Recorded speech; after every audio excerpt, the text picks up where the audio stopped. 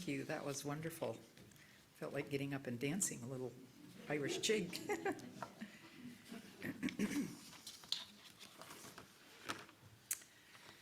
This community of care is created through our work and time together, our commitment to one another. This is our covenant to walk together in loving fellowship, to share our hopes and values. As we pass these baskets, we thank you for your generous gifts, which support the work of the religious community and Unitarian Universalism in the world at large. As a reflection of our values, we are pleased to participate in the Change for Change program. The coins you place in the basket today will support the work of nonprofits in and around the Grand Valley. With gratitude, we will now receive today's offering.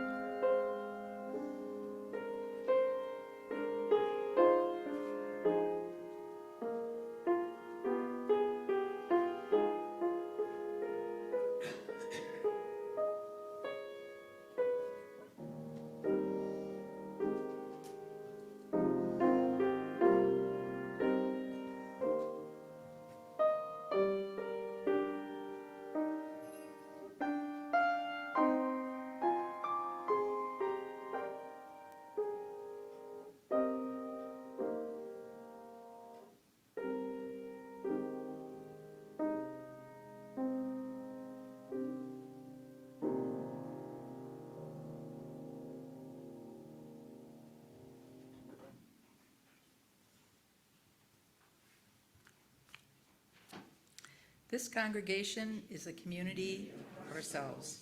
Its energy and resources are our energy and resources. Its wealth is what we share. As we contribute to its life, we affirm our lives within it.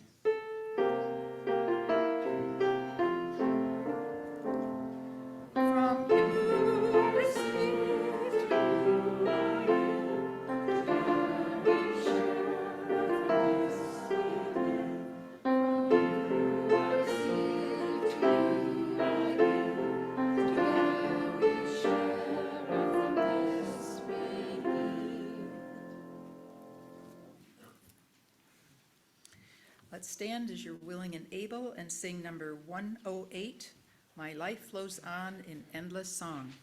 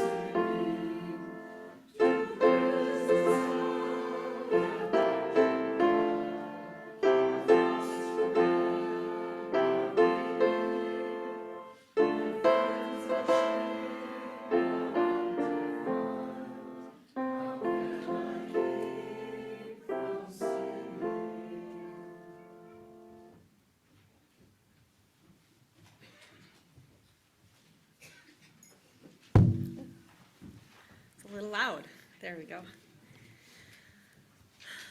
So as I was thinking about what it means to stay grounded in the midst of chaos, I was thinking about what I've paid attention to this week, because what we pay attention to is a good signal of what's going on within us. So this week, I paid attention and I listened to the entire Supreme Court hearings in Idaho in relation to what it means for women to get emergency medical care in Idaho if they are pregnant. I listened then the next day to the Supreme Court hearings about whether or not a president of the United States has immunity to do whatever he or she wants moving forward. I paid attention to what's going on in our college campuses with protests and arrests all over the country. I paid attention to what's going on in Ukraine and the beautiful film that we showed a few weeks ago with this woman in Ukraine selling seeds to literally feed her family. And I spent the week reflecting on Wendy Vidlock's beautiful sermon last week about the power of words and how we use them in our lives. I had a conversation with my 18-year-old about the argument of, well, they're all the same, and what that means. And I pointed out, well, maybe they're all the same, but you better vote for your sister, who might be pregnant someday, that she gets the health care she needs. I just left it at that with him. But there's a lot going on in the world. I paid attention to what I showed a few weeks ago about the sacred geometry in the cosmos and how these planets orbiting each other are creating these beautiful geometric patterns, and how that shows that we're totally interconnected. There's a lot to pay attention to. And so what I also have been paying attention to is, in the midst of all of that, of all of the external worldly things happening, what's going on with my own inner system? And am I doing what Maya was talking to the kids about? How am I staying grounded in the midst of this chaos? And I realized in the midst of all of this, I really am feeling amazingly calm, concerned, yes, aware, yes, but also I feel like I'm in control of my sphere of energy. And I posted something on Facebook on Tuesday in regards to the Supreme Court hearings in Idaho. And the first thing I wrote, my initial post, I said something like, we need to be scared. And then I immediately took that down and was like, no. And I changed my language. And I wrote,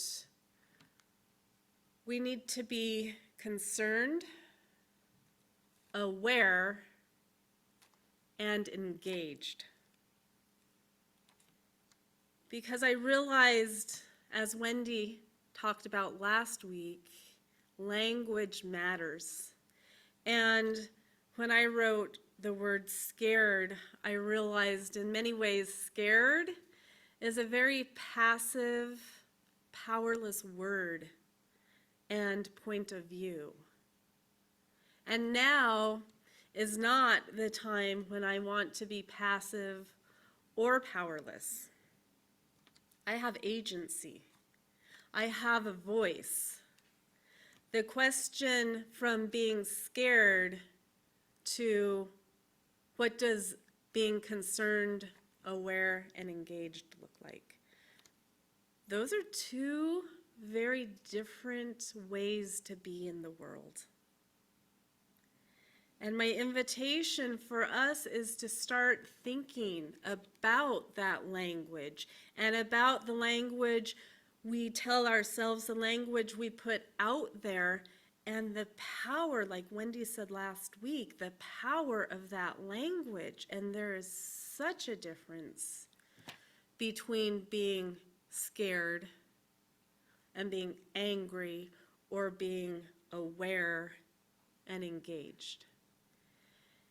And so I was having a conversation with one of my chaplaincy students on Monday, and we were talking about some of the realms of what's going on in the world, and we were talking about anger and what we as women so many times do with anger. And I was talking about how, well, a lot of times we think with anger we can express it, we can repress it, but a lot of times we forget that there's a third step, and this is with any emotion. We can repress it or we can express it, and both of those do certain things, but neither one totally healthy. But there's that third option that says, or we can transmute it.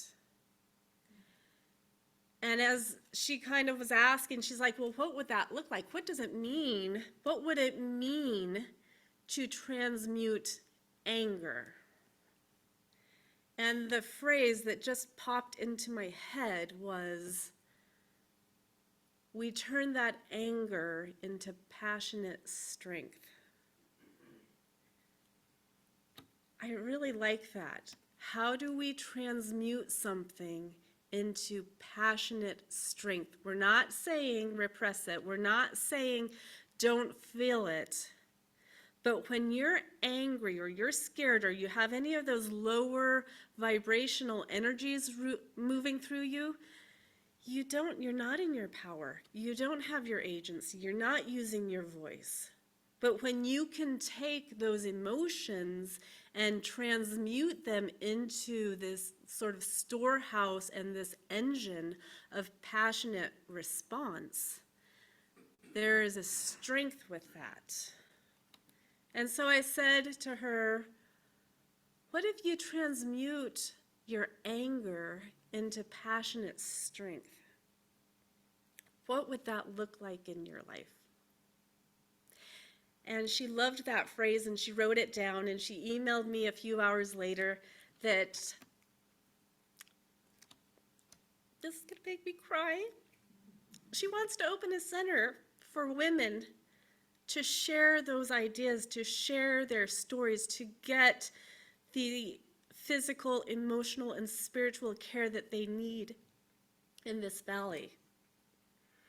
And her tagline for this new business is helping women transmute their anger into passionate strength.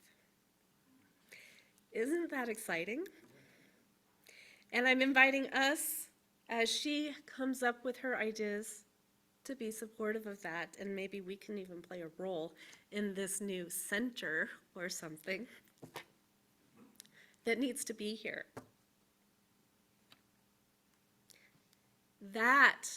This is the energy I want to embrace this year. Passionate strength. So let's just think about that for a few moments. What does passionate strength, what would that mean for you, for each one of us in this room?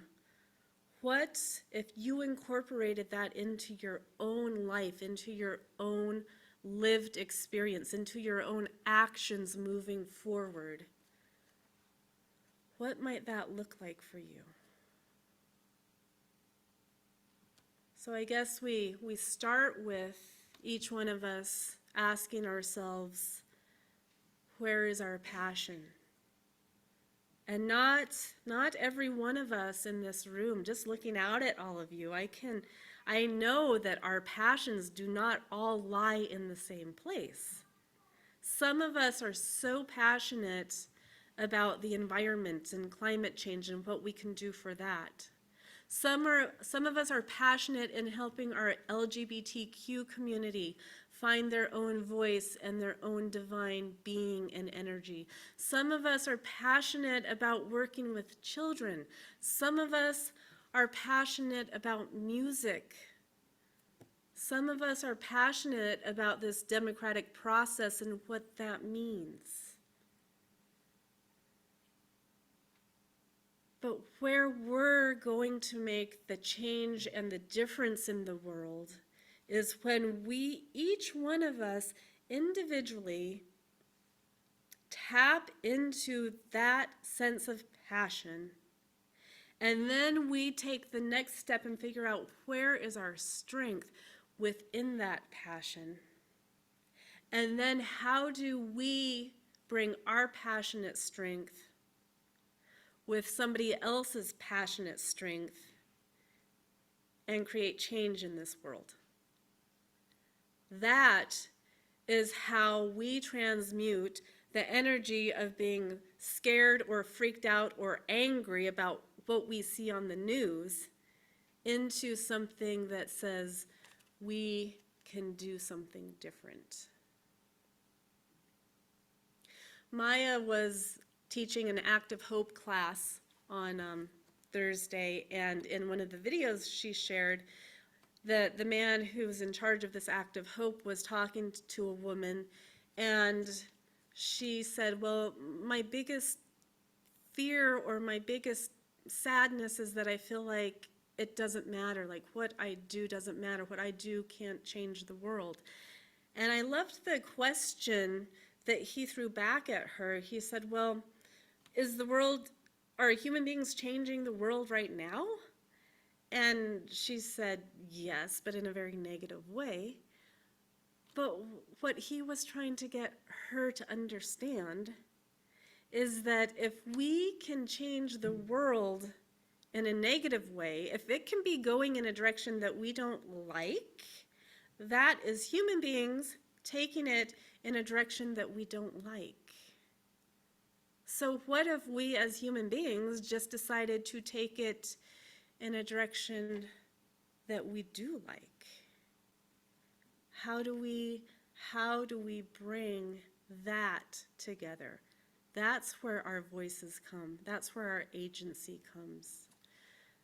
And I was thinking about, how does that connection of passionate strength, how does that interrelate? Well, we had a beautiful example of that 2 Fridays ago when we showed the film Gardening in a War Zone from this beautiful woman in Ukraine, and her passion, her love, and it just came through in this film, was her love of gardening and her love of flowers, and you could just see the joy in her face, in her eyes, in her words when she would show the documentary crew these beautiful flowers.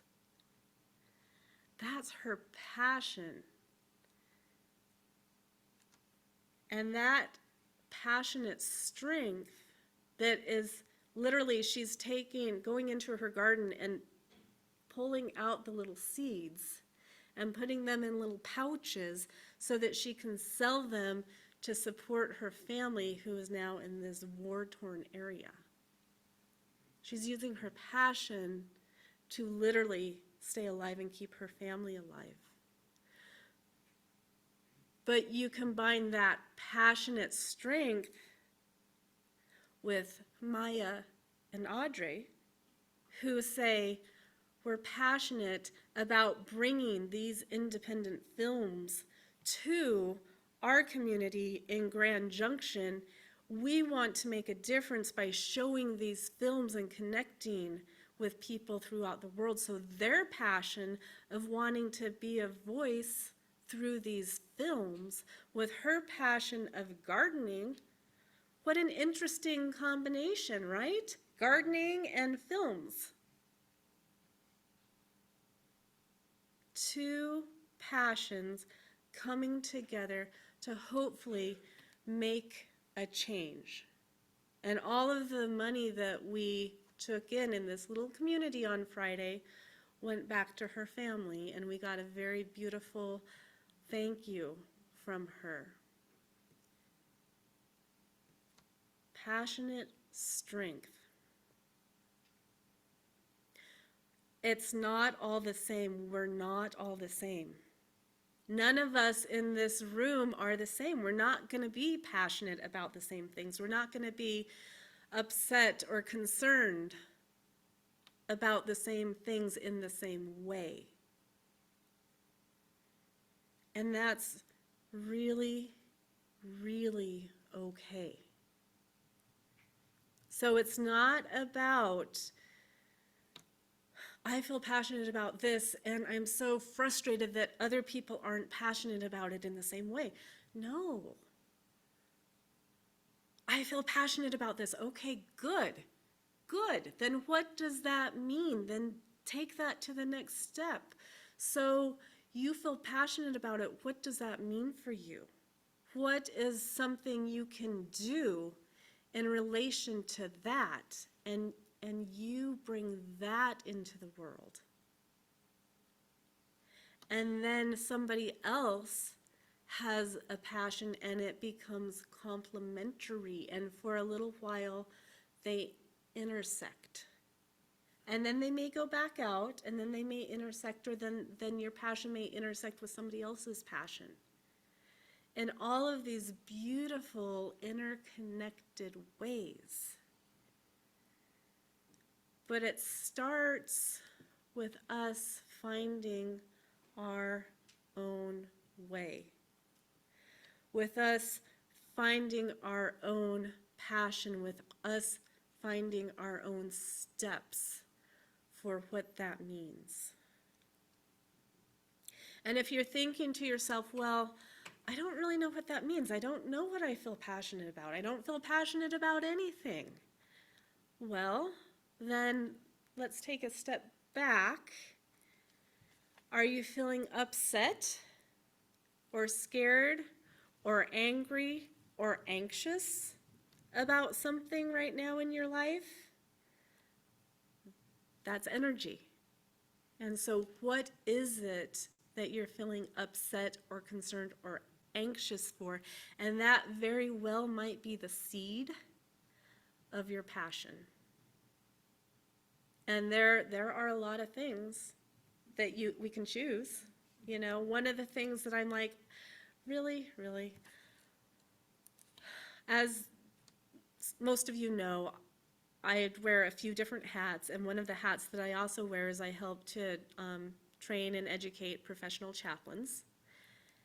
And I think that there is no more important role than good, quality spiritual care. I'm very passionate about that. And now we have 2 states, Texas and Florida, who have passed legislation to put chaplains in the school systems. Now, if, and I'll be a little bit biased, if they were putting chaplains who have been trained through the Rocky Mountain Center for Spiritual Caregivers to go in and interact with the kids and go deep with them and do deep listening and talk to them about what is meaningful to them and what is going on with them, maybe. But that is not what these legislators have in mind. I think they have in mind mostly a misunderstanding of what chaplaincy is, and I think maybe it may be a little bit confined to one set faith tradition and belief system.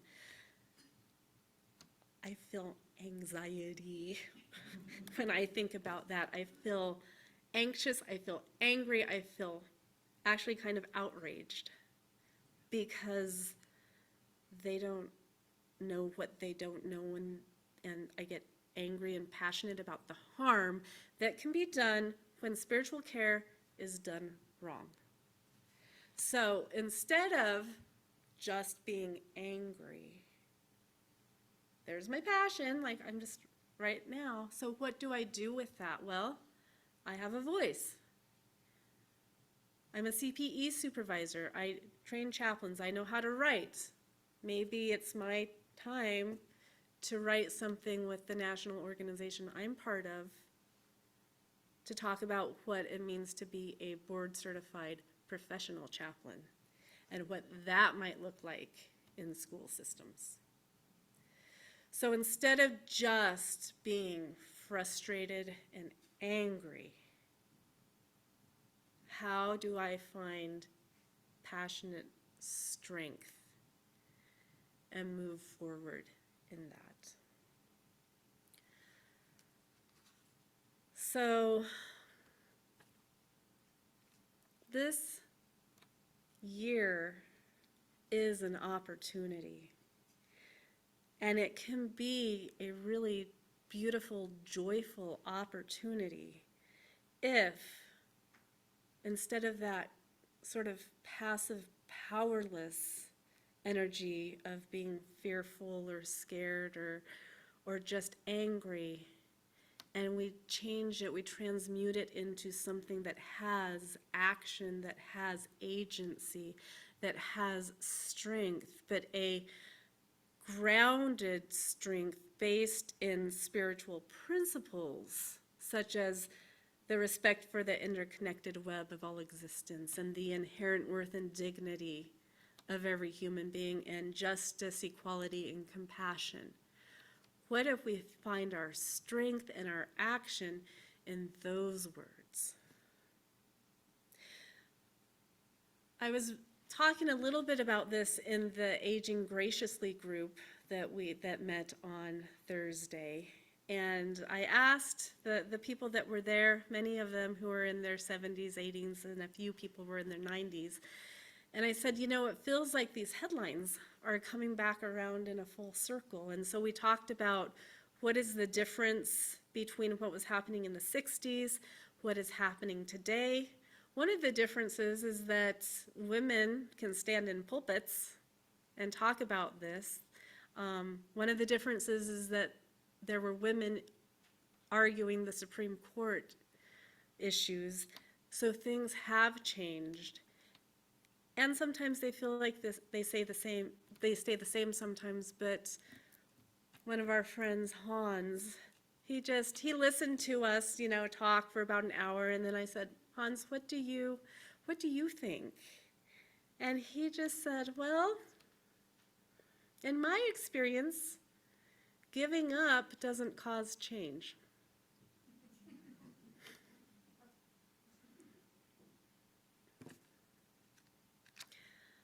I want to say that again, so simple. Giving up doesn't cause change.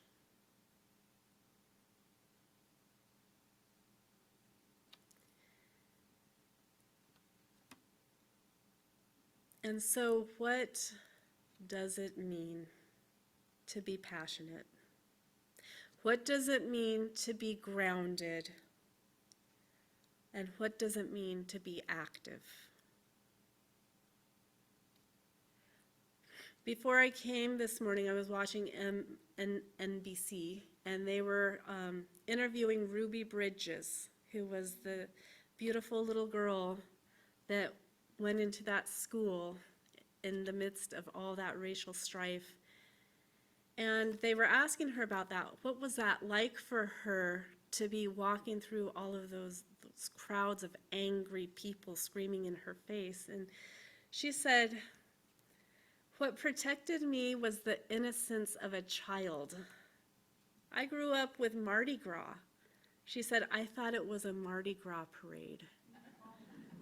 I didn't know that it was about me until I started interacting with some of the kids. And I didn't know this, but apparently she wasn't in class with the other children. She had her own classroom. And she said, this is for the teachers out there. She said, I never missed a day, and that was because of my teacher, Barbara Henry. She said, I knew that if I got past the crowd and into the building, I was going to have a great day. Because she had her own private teacher who had her back and protected this little girl when the rest of the world was screaming at her. And she knew if she could get past those crowds, she was going to have a great day. And then later on in the interview, I can't remember what the question that was asked, but she said, most of my books have been banned because it makes white kids feel bad about themselves. So Ruby Bridges' books about her life story are being banned right now in different parts of the country. And then the final question the interviewer asked was, if you could talk to 6-year-old Ruby, what would you say? And she said, I would say, Ruby, it's okay. Don't worry. It's all going to be fine. It's going to work out. And this is the perspective of somebody that was there and is coming back around. And we can get frustrated, and we can get angry, and we can get scared. But giving up doesn't cause change. And so I invite us just to spend some time this week reflecting on that. Have there been times in your life when you've wanted to give up because of the emotions going on inside of you, because of the anxiety or the anger or the fear or the frustration or the hopelessness? And if that's the case, then tap into those emotions. Figure out what that complementary, passionate strength would be. And then what would it look like perhaps without the giving up?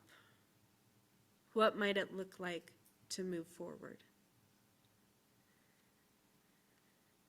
And I want to close these today with these words from Aram Jamal Sabir, who said, although nonviolence may be harder and may require greater sacrifice than violence, at least you don't lose your humanity in the process.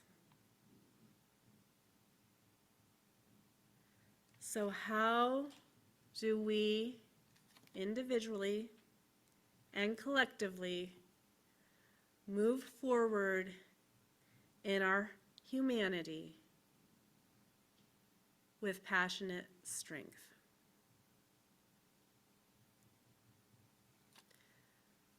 Let's sing. Standing on the Side of Love in your Till hymnal, number 1014.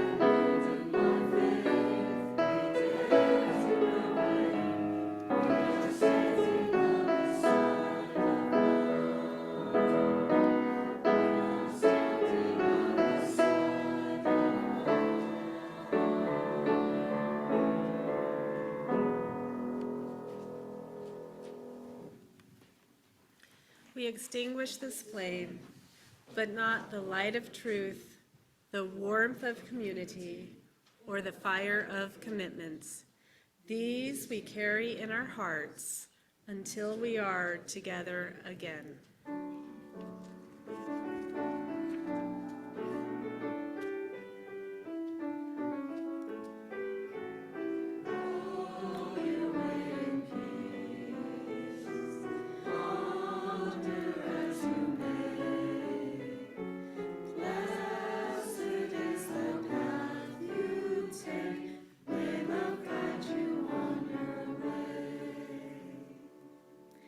Go now in peace.